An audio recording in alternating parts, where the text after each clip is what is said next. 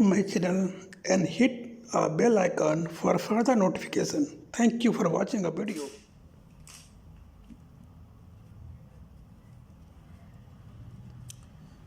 हाँ हेलो दोस्तों, कैसे हैं आप लोग। दोस्तों आज मैं आप लोग को डोरमेंट कंपनी के बारे में बताने वाला हूँ।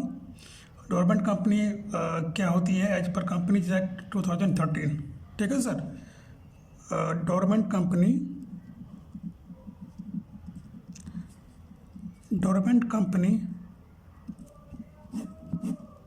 ठीक है सर, एज पर कंपनीज एक्ट 2013। ठीक है sir. Sir basically dormant company जो है वो सेक्शन 455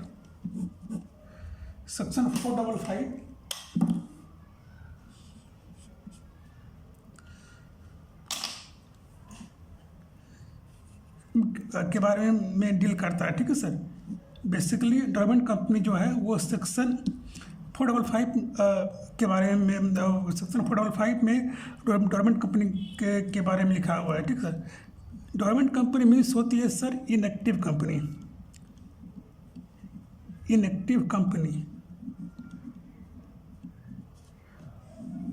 वैसी कंपनी जो अभी अपना काम करना नहीं चाहती है, या वो वैसी कंपनी जो काम नहीं कर रही है, जो एक्टिव में नहीं है सर, उससे बोला जाता है इनएक्टिव कंपनी। ठीक है सर। तो सर कौन सी ऐसी कंपनी है जो डोरमेंट कंपनी में आती है। तो सर मैं आपको बता दूं, ये सर दो कंपनी हो सकती है सर। एक तो सर न्यू कंपनी, एक तो सर न्यू कंपनी भी आती है। एक जो एग्जिस्टिंग कंपनी है वो भी डोरमेंट में आ सकती है। एक तो न्यू कंपनी सर आती है, न्यू कंपनी, और एक सर आती है एग्जिस्टिंग कंपनी।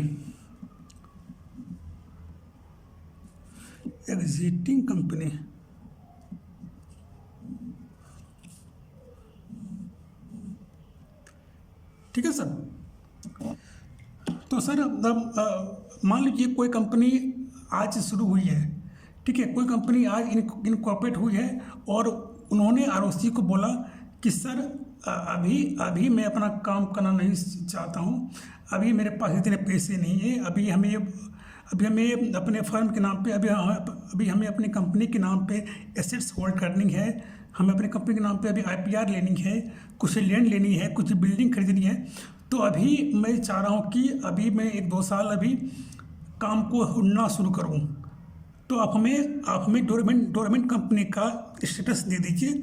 जब मैं सारा जो एसेट्स है, जो आईपीआर है, जो मैं ले लूँगा, तो फिर मैं फर्दर आपको इन्फॉर्म कर दूँगा। देन आप हमें फिर से इनएक्टिव से एक्टिव कंपनी बना देना। ठीक है। तो ये कौन बोलेगी? ये न्यू कंपनी बोलेगी। तो न्यू कंपनी क्या बोलेगी?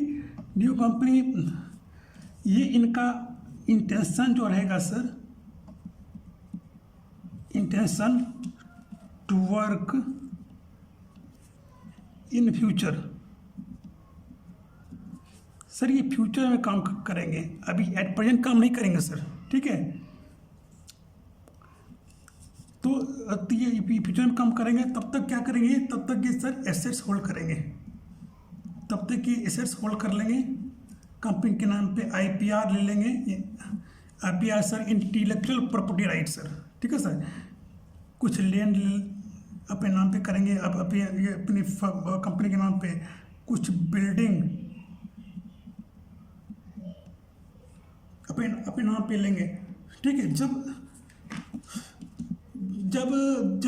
जब सारा काम इनका हो जाएगा, जब ये इनको लगेगा कि अब मैं अपना काम शुरू कर सकता हूँ, जब कंपनी को लगेगा कि अब ये अपना काम शुरू कर सकते हैं, तो ये न्यू कंपनी आरओसी को बताएंगे।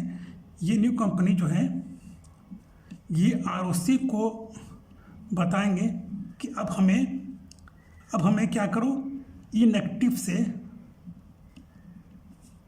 एक्टिव कर दो। ठीक है सर। तो और उसी को बोलेंगे कि अब हमें इनएक्टिव से एक्टिव कर दो, एक्टिव कंपनी में कन्वर्ट कर दो। तो और उसी क्या करेगा, एक्टिव से इनको इनएक्टिव कर देगा। ठीक है सर।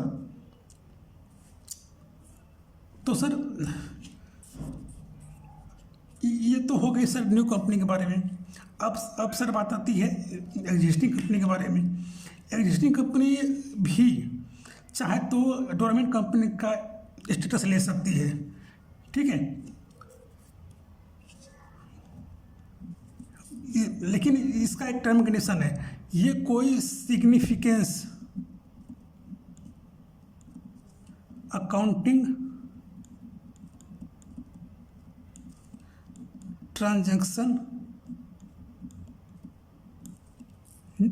नहीं की हो। ठीक है सर, कोई भी सिग्निफिकेंस अकाउंटिंग ट्रांजैक्शन ना की हो सर। ठीक है सर, को हाईलाइट कर दूं जरा, सिग्निफिकेंस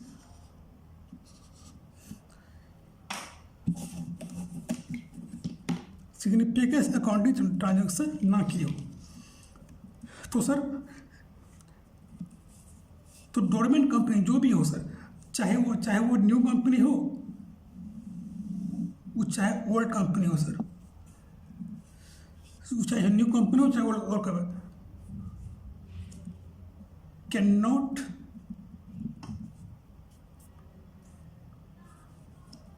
engage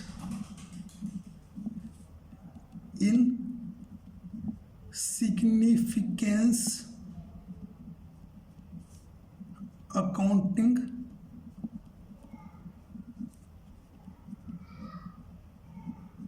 ट्रांजैक्शन। जो भी कंपनी हो सर, चाहे न्यू कंपनी हो चाहे ओल्ड कंपनी हो, दोनों में से कोई भी कंपनी ये सर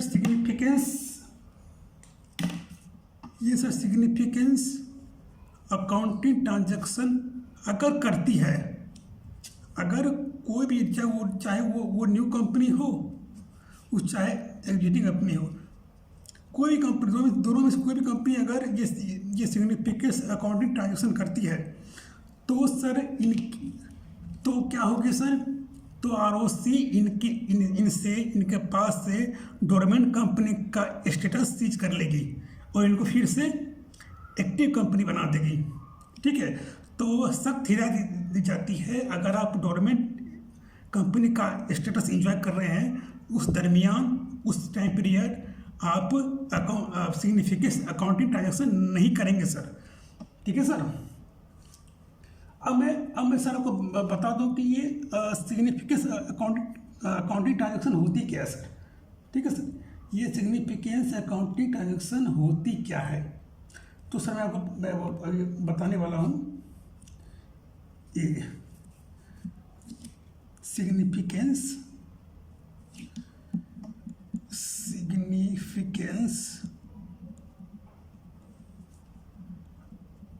अकाउंटिंग ट्रांजैक्शन।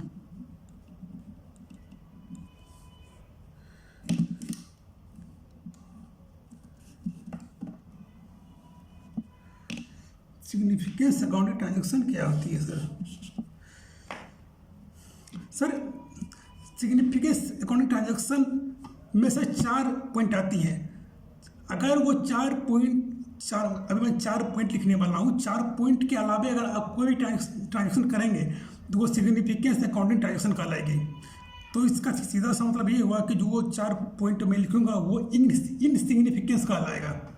ठीक है, जो 4 पॉइंट है उसको छोड़ के जो बाकी है वो अगर सिग्निफिकेंस अकाउंटिंग ट्रांजैक्शन है, तो जो 4 मैं लिखूंगा वो तो सर इनसिग्निफिकेंस अकाउंटिंग ट्रांजैक्शन कहलाएगा ना सर। सीधी सी बात है सर। तो मैं भी एक लिखता हूँ, नंबर वन नोट कवर्ड, एक मिनट, हाँ, payment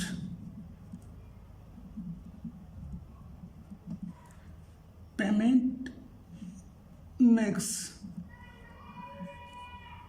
to office and records payment makes to office and records. दूसरा सर हो गया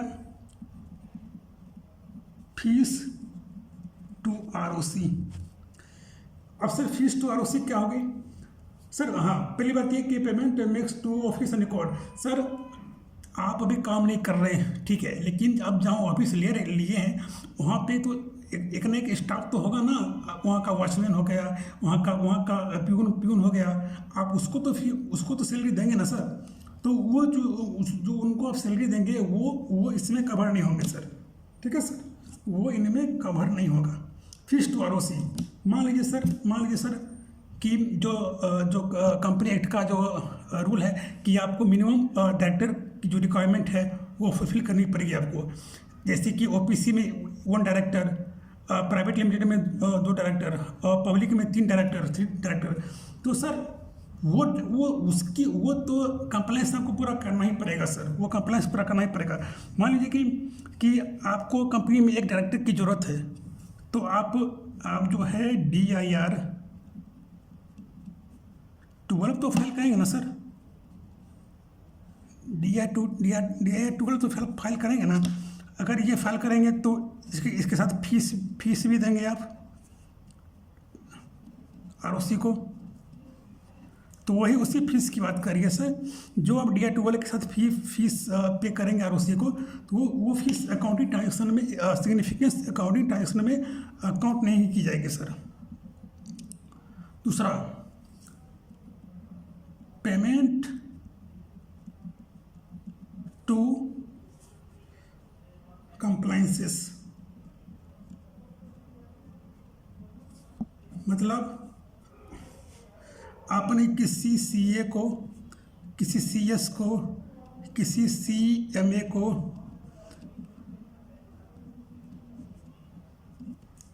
आपने किसी CA, CS, CMA या लॉयर से अपना काम करवाया, ठीक है सर, आपने उनसे काम करवाया, तो उनको जो फी पे करेंगे सर, इन सारे को जो आप फी के पे करेंगे,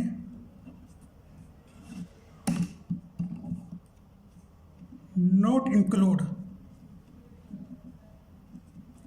इन significance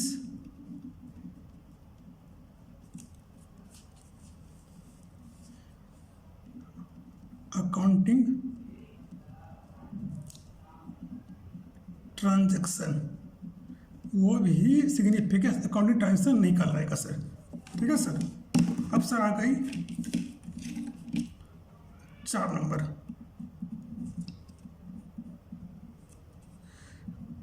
allotment of shares to its subscriber. Sir आपके जो सब्सक्राइबर हैं, आपके जो सब्सक्राइबर हैं, उन्होंने आपके शेयर्स को सब्सक्राइब किया है, तो आप उनको शेयर तो अलॉट करेंगे ना, शेयर्स तो सर देंगे आप, और फिर ये आपको पैसे तो देंगे।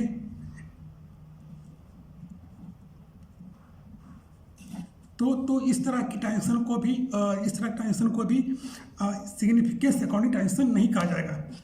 तो सर अब मैं बता दूं, ये जो था सर, ये जो नंबर 1, नंबर 2, नंबर 3, नंबर 4, ये सारे सिग्निफिकेंस अकाउंटिंग ट्रांजेक्शन नहीं है। तो इसका मतलब ये हो गया ना सर, ये सारे जो हैं इनसिग्निफिकेंस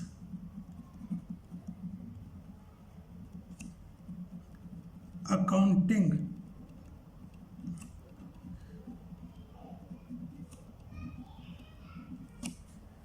जो सारे हैं सर, वो जो इनसिग्निफिकेंस अकाउंटिंग ट्रांजेक्शन में कवर होंगे सर। हाँ जी सर, बताइए, है ना सर, कवर होंगे कि नहीं सर? हाँ सर, बिल्कुल। मैं इसको हाईलाइट कर दूं, ठीक है सर। ये चारों को छोड़ के अगर आप कोई भी काम अगर गलती से भी कर देते हैं सर, तो डोरमेंट स्टेटस का जो डोरमेंट कंपनी का जो स्टेटस आप इंजॉय कर रहे थे, उसको आरओसी सीज कर लेगी सर, ठीक है सर। उसको आरओसी सीज कर लगे। अब मैं आता हूँ सर डोरमेंट कंपनी के दूसरे फेज में मैं चल रहा हूँ। डोरमेंट कंपनी, इससे डोरमेंट, एक मिनट, हाँ, डोरमेंट कंपनी कौन, आपको डोरमेंट कंपनी का स्टेटस आप कैसे मिलेगा आपको? पहली बात,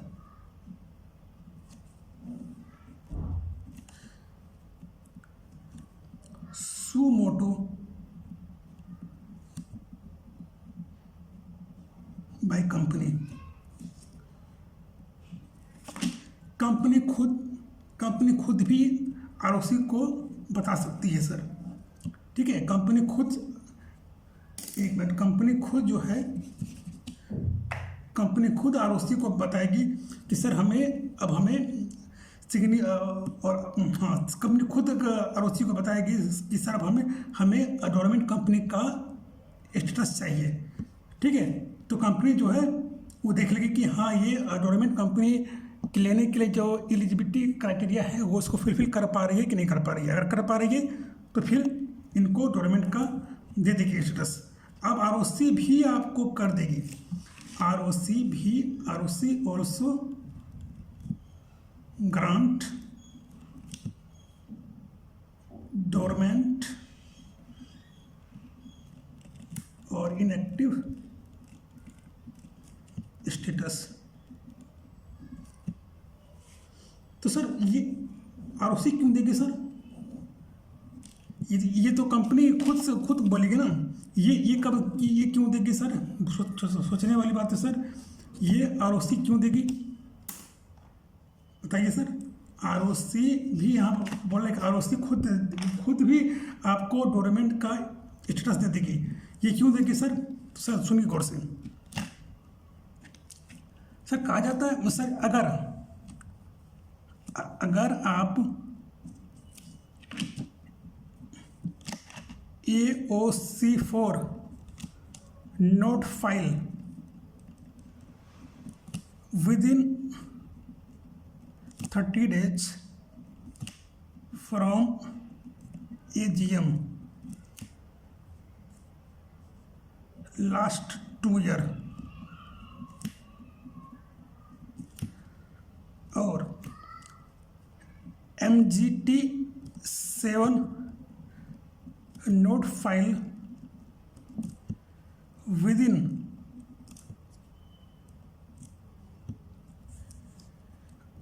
60 days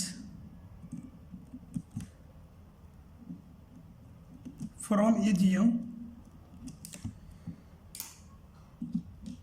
विदिन सर, अगर आपने AOC4 30 दिनों के अंदर आप जब से आपका AGM होता है उसके 30 दिनों के अंदर आपने अगर AOC फाइल अगर नहीं किया और MGT7 अगर आपने फाइल नहीं किया विदिन 60 डेज फ्रॉम AGM, तो आपको दोनों, हाँ, last 2 year sir, last 2 year 2 साल तक अगर आपने ये दोनों काम नहीं किया तो आरओसी आपको क्या करेगी?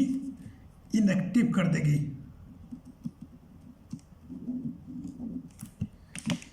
ठीक है सर, आरओसी आपको जो है इनएक्टिव कर देगी सर, खुद कर देगी आरओसी।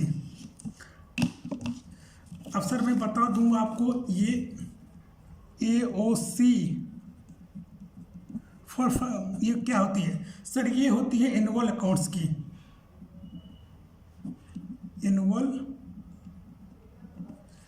एनुअल अकाउंट्स के लिए ये फाइल होती है। और MGT सर 7 होती है एनुअल रिटर्न की सर, एनुअल रिटर्न्स।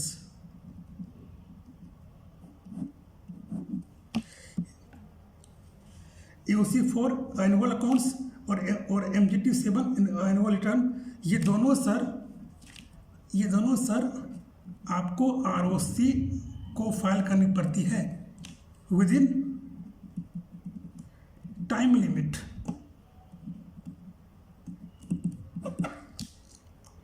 ठीक है सर, विदिन टाइम लिमिट आपको ये करनी पड़ती है सर।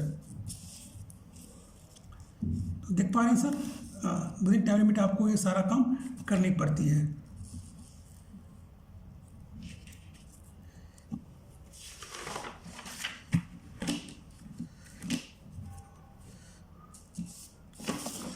देख पा रहे हैं सर, अब मैं दूसरे पेज में इसको लिखने वाला हूँ।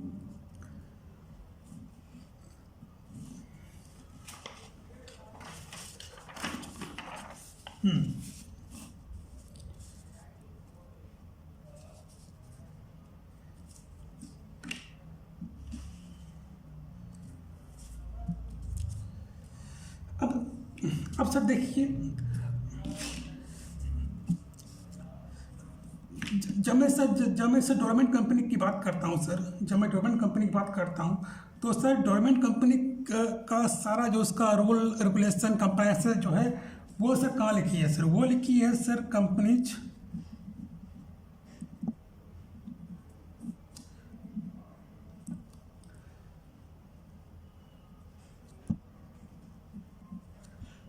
Miscellaneous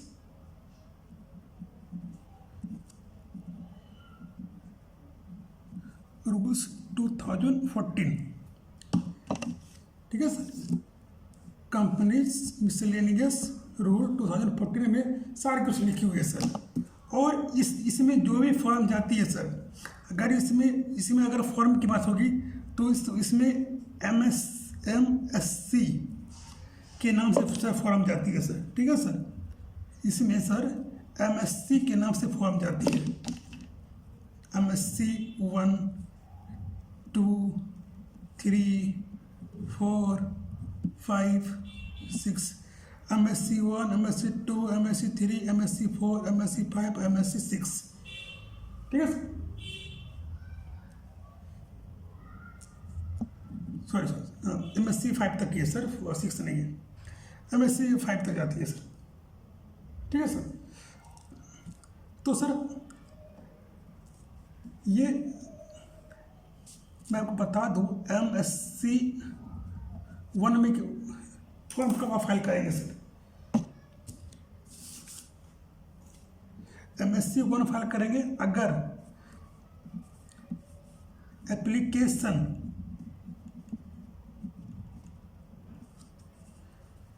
for inactive company,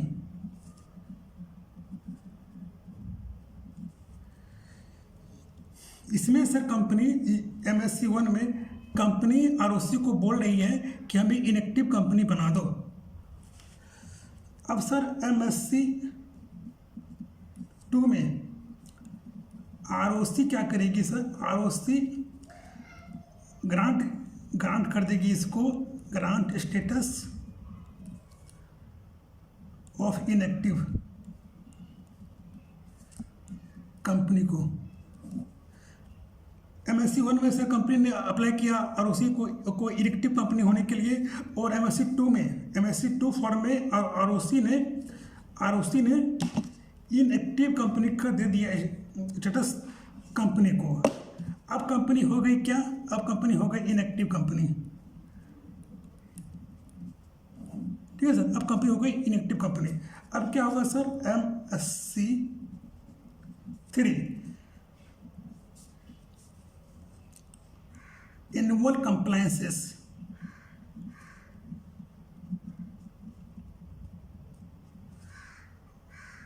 for inactive company।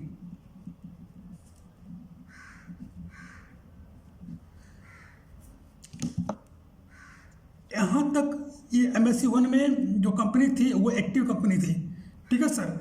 और MSC में जो जैसे ही ROC ने उसे MSC 2 का दिया सर्टिफिकेट, वो हो गई इनएक्टिव कंपनी सर, ठीक है। अब इनएक्टिव कंपनी होने के बाद अब वो क्या करेगी? एनुअल कंप्लायंस फाइल करेगी। क्या इनएक्टिव कंपनी का जो होता है फाइल जो होती है इनएक्टिव कंपनी की जो होती है फॉर्म MSC 3, वो फाइल करेगी, क्योंकि अब उसको नहीं AOC 4 फाइल करनी है, नहीं MGT 7 फाइल करनी है, क्योंकि ये दोनों एक्टिव कंपनी के लिए है सर। दोनों जो है वो एक्टिव कंपनी के लिए है सर। ये MSC, ये AOC4, EMGT7 जो है वो सब दोनों, ये दोनों सर एक्टिव कंपनी के लिए, लेकिन ये MSC3 इनएक्टिव कंपनी के लिए एनुअल कंप्लायंस होती है। ये भी तो सर एनुअल कंप्लायंस ही है, लेकिन ये एक्टिव कंपनी के लिए है। और MSC3 जो है वो इनएक्टिव कंपनी के लिए है कि उसको साल में एक ही बार उसको कुछ छूट दी जाती है, कुछ रियायतें दी जाती हैं उसको, कि वो साल में एक ही बार कंप्लायंस कर सकें। ठीक है सर।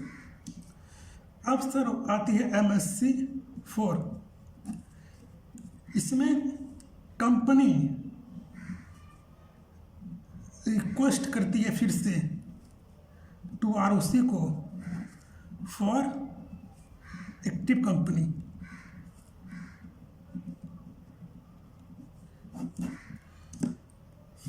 MSC4 में कंपनी का जो टाइम पीरियड था वो पूरा हो गया। उन्होंने जो टाइम मांगा था 2 साल 3 साल, वो पूरा हो गया। पूरा होने के बाद अब कंपनी का इंटेंशन हो गया कि वो अब काम कर सकते हैं। तो कंपनी जो है वो कंपनी क्या करेगी, एप्लीकेशन डालेगी ROC को कि सर अब हमें एक्टिव कंपनी बना दो। ठीक है। तो अब क्या करेगी, MSC5 में ROC जो है फिर से ROC grant status of active company.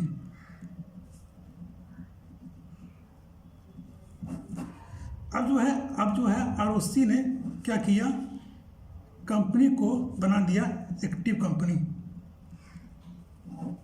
ठीक है।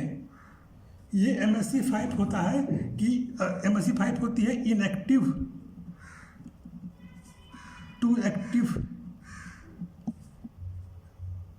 Form application.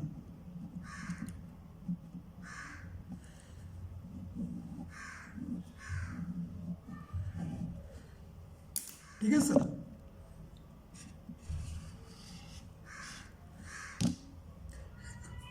सीधी सी बात है सर, सीधी सी बात है सर, मैं बता दूं, ये MSC1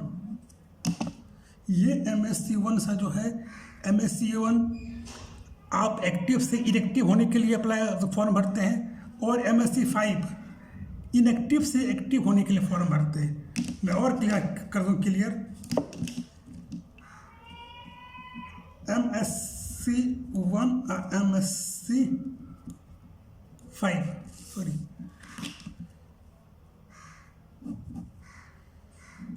एक्टिव टू इनएक्टिव।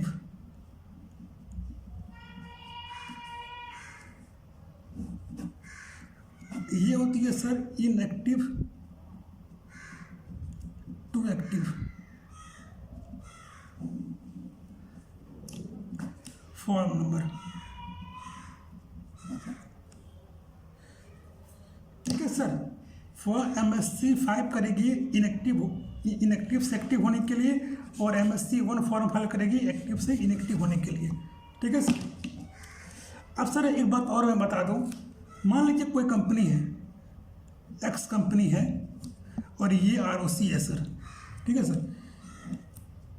इसके सर 5 इयर्स पूरे हो गए। मैंने आपको बोला था ना कि ये मैक्सिमम 5 इयर्स तक ही आप गवर्नमेंट कंपनी का स्टेटस एंजॉय कर सकते हैं। एक मिनट में लिख दूँ, हाँ, ये एक्स लिमिटेड, ये एक्स कंपनी है, इनके 5 साल पूरे हो गए, और इन्होंने ROC को बोला कि सर हमें आई वांट 2 years मोर।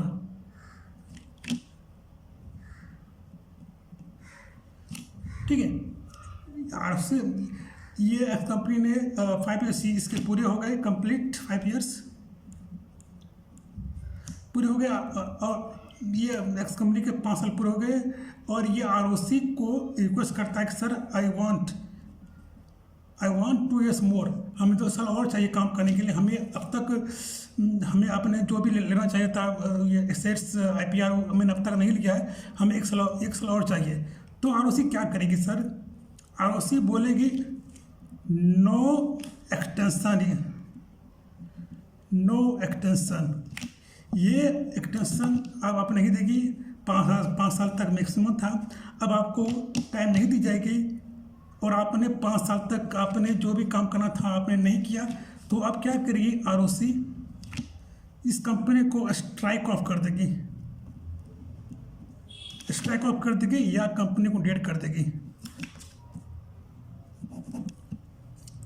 ठीक है सर, ये कंपनी को डेड कर देगी, क्योंकि 5 साल तक इन्होंने कोई काम नहीं किया। 5 साल के बाद इन्होंने और 2 साल और 2 साल इन्होंने मांगा था, इसीलिए नो एक्सटेंशन रिक्वायर।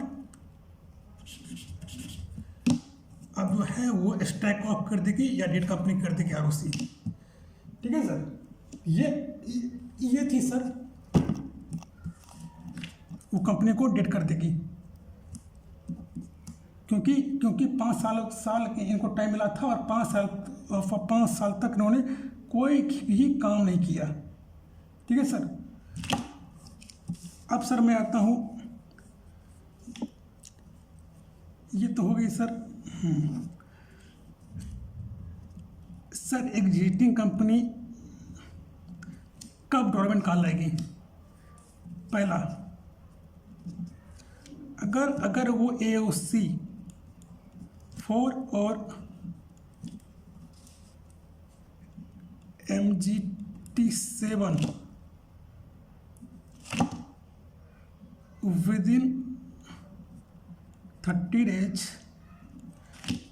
और विदिन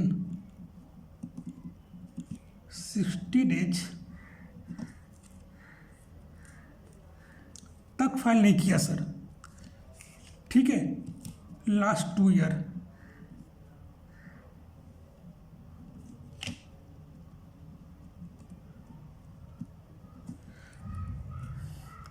तो सर ROC यहाँ पे एग्जिस्टिंग कंपनी को भी इनएक्टिव कर देगी, यानी कि डोरमेंट में डाल देगी सर।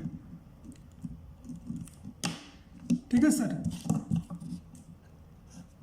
ये ROC भी इसको एग्जिस्टिंग कंपनी को भी इनएक्टिव कर देगी, क्योंकि उन्होंने AOC 4 और MGT 7, AOC जो होती है सर एनुअल अकाउंट्स की होती है, MGT होती है एनुअल रिटर्न की होती है, उन्होंने 60 दिनों के अंदर फाइल करना था, 2 साल तक नहीं किया। लास्ट सर, हाँ, लास्ट 2 ईयर्स, 2 साल तक उन्होंने फाइल किया ही नहीं सर, दोनों में से कोई नहीं किया। ये नहीं ये AOC 4 का किया 2 साल तक, नहीं MGT 7 का किया। तो सर इसलिए ROC ने एक्टिव कंपनी को भी इनएक्टिव बना दिया, क्योंकि वो अपने कंप्लायंसेस को पूरे नहीं कर पा रहे थे सर। ठीक है,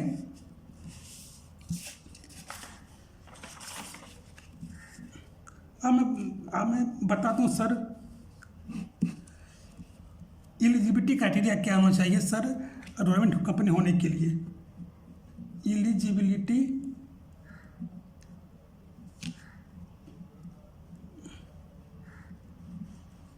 criteria for dormant company.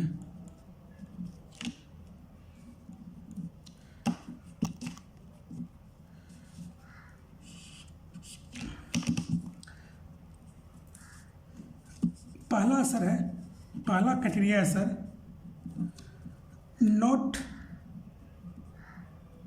Convicted under any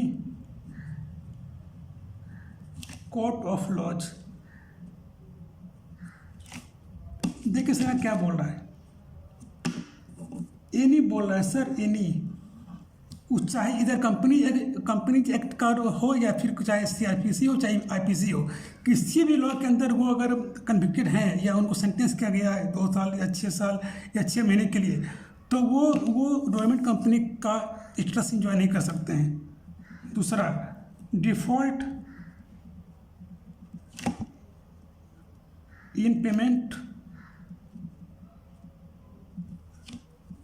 loan and interest. अगर वो लोन पेमेंट नहीं किए हैं, लोन या इंटरेस्ट की, अगर पेमेंट करने में अगर डिफ़ॉल्ट कर गए हैं तो भी उनको गवर्नमेंट कंपनी का स्टेटस इंजॉय करने को नहीं मिलेगा सर। ठीक है। Third number sir, third number क्या है सर? अगर आपने अनसिक्योर लोन लिया है सर, आपके पास अनसिक्योर लोन है, फिर भी आप अनसिक्योर लोन है, फिर भी आप अप्लाई नहीं कर सकते हैं। आपको गवर्नमेंट कंपनी का नहीं मिलेगा स्टेटस। आपको कंसेंट लेना पड़ेगा, कंसेंट ऑफ लेंडर और क्रेडिटर्स इज रिक्वायर।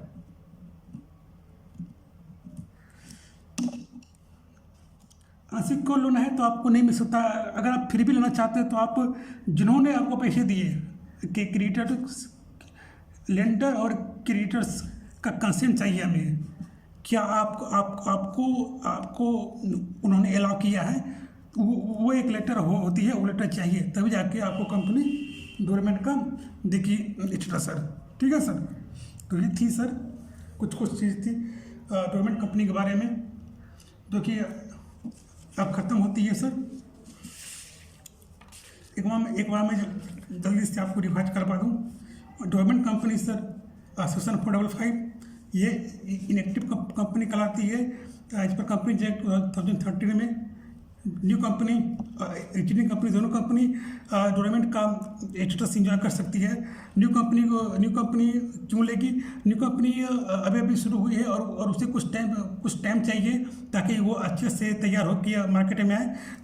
तो इसलिए वो आरओसी को अप्लाई करती है। आरओसी को बोलती है कि भाई हमें सर 2-3 साल का टाइम दो, 2-3 ईयर्स का टाइम दो, ताकि मैं आप जो भी रिक्वायरमेंट है वो मैं पूरा कर सकूं, IPR ले सकूं, कॉपीराइट ले सकूं, पेटेंट ले सकूं, ट्रेडमार्क ले सकूं, अपनी कंपनी के नाम का एसेट्स होल्ड कर सकूं।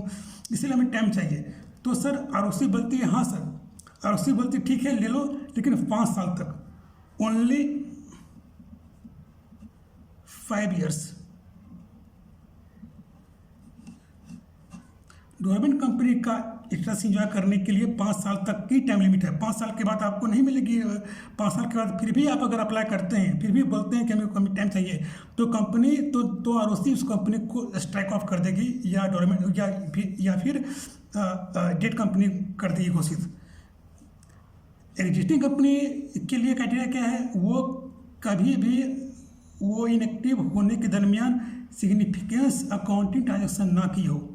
अगर वो भूल से भी कर देती है, भूल से भी अगर कर देती है तो वो इनएक्टिव से एक्टिव हो जाएगी। ठीक है सर, वो इनएक्टिव से एक्टिव हो जाएगी। तो मैं बता दूँ यहाँ पे आप सिग्निफिकेंस अकाउंटिंग ट्रांजैक्शन में क्या क्या आती है। तो payment makes to office and record, fee to ROC, payment to compliances, CS, CMA lawyer को अगर आपने कोई पेमेंट करी है तो वह भी सिग्निफिकेंस अकाउंटिंग ट्रांजैक्शन निकाल आएगी। Allotment of share to subscriber, अपने कोई सब्सक्राइबर को अपने शेयर अलॉट किया है और वो सब्सक्राइबर ने आपके बैंक अकाउंट में मनी ट्रांसफ़र की है, तो वो भी सिग्निफिकेंस अकाउंटिंग ट्रांजैक्शन में काउंट नहीं होगी। ठीक है सर। अब देखिए ये जो सारा मैंने लिखा चारों, ये इनसिग्निफिकेंस अकाउंटिंग ट्रांजैक्शन भी इसको कहा जाता है सर।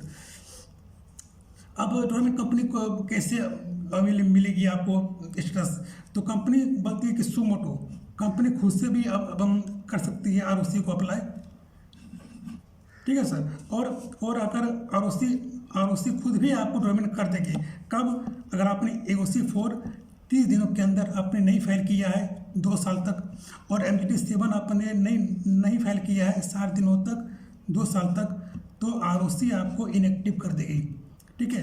अब मैंने बताया था कि AOC 4 जो है होती है वो एनुअल अकाउंट्स की होती है, और MGT 7 जो होती है वो एनुअल रिटर्न की होती है। ये आरओसी को देनी पड़ती है within time limit, within 30 days within 60 days, 30 days AOC 4 और MGT 60 डेज।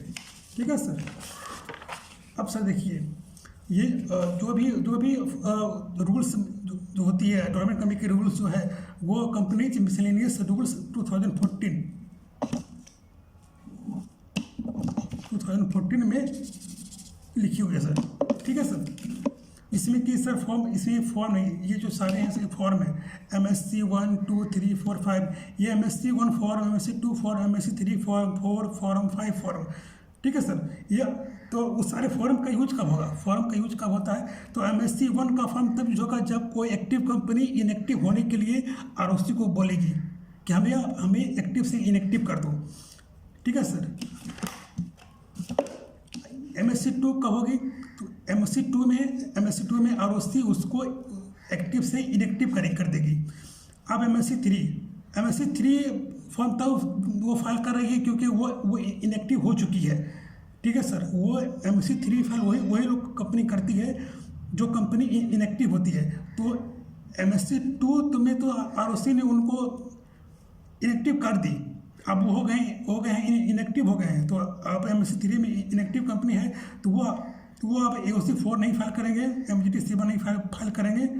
अब वो फाइल करेंगे क्या, MSc 3 जो होती है एनुअल कंप्लायंसेस, एनुअल रिटर्न होती है, वो जो कि इनएक्टिव कंपनी को फाइल करनी पड़ती है ROC को। ठीक है सर। MSc 4 हो गई फिर से इनएक्टिव से एक्टिव होने के लिए, क्योंकि इन्होंने जो टाइम लिया था 2 साल 4 साल या 3 साल, वो टाइम पूरा हो गया। तो कंपनी ने खुद से रिक्वेस्ट किया ROC को हमें एक्टिव बना दो। ये MSc 4 में कंपनी खुद बोलती है ROC को सर हमें आप इनएक्टिव से एक्टिव होनी है। और ये MSc 5 में ROC उनको तो एक्टिव कंपनी की स्टेटस दे देती है। तो अब वो फिर से MSc 5 में वो एक्टिव कंपनी बन गई। ठीक है सर। मैंने यहाँ पे लिखा भी है MSc 1 अप्लाई होती है एक्टिव से इनएक्टिव होने में, और MSc 5 होती है अप्लाई इनएक्टिव से एक्टिव होने में। ठीक है सर। और यहाँ पे मैंने आपको बोला था कोई एक्स कंपनी है, वो 5 साल उनके पूरे हो गए और उसी को फिर से बोला कि हमें 2 साल और चाहिए, 1 साल और चाहिए। तो कंपनी ने गुस्से में आके बोला कि भाई कि तुमसे अब नहीं हो पाएगा, तुम छोड़ दो। अब मैं तुम्हारा नाम अपने वेबसाइट के पोर्टल से हटा रहा हूँ, तो मैं तुम्हारा नाम स्ट्राइक ऑफ करवा रहा हूँ, तुमको मैं डेट कंपनी कर दूंगा। तो यहाँ पे ROC ने उसको डेट कंपनी कर दी। ठीक है सर। अब यहाँ पे आती है सर एलिजिबिलिटी क्राइटेरिया, यानी कि कंपनी को डोरमेंट होने के लिए क्या उसको चाहिए, यानी कि क्या वो नहीं होना चाहिए। तो वो किसी कोर्ट लॉ में वो कन्विक्टेड ना हो, वो कोई पेमेंट या इंटरेस्ट को पेमेंट करने में डिफॉल्ट ना किया हो, और उसके पास कोई अनसिक्योर्ड लोन ना हो। अगर लोन है तो वो जिनसे उनको लोन मिला है क्रेडिटर या लेंडर से, उनसे एक रिटन कंसेंट लेटर उनको देनी पड़ेगी, तब जाके वो डोरमेंट कंपनी का स्टेटस एंजॉय कर सकते हैं। सर यही थी डोरमेंट कंपनी के बारे में, यही थी सर मैंने जो आपको बताया।